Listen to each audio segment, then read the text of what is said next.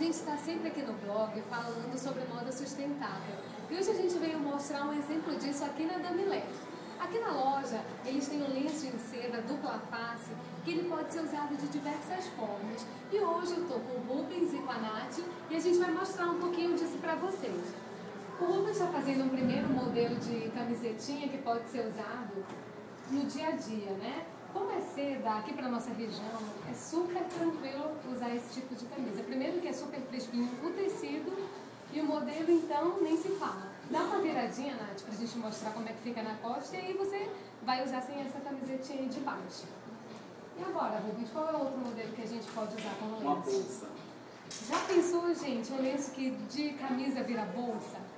E agora, hein, que a gente está usando muito as maxi bolsas, Rubens, vai ser super interessante. A Nath vai poder levar todos os acessórios dela, né?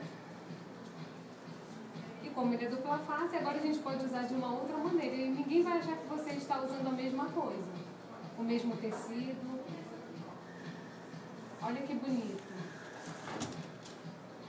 Dá para levar até para a faculdade, né, Rubens? Dá sim. Olha o livrão dentro da bolsa. E agora, Nath, mostra pra gente como é que fica. Olha que lindo. É isso, gente. E aí, vocês gostaram? Essa é a nossa dica de hoje. Dá uma passadinha aqui na Damilé e venha conhecer um pouquinho do que é moda sustentável. Tchau, tchau.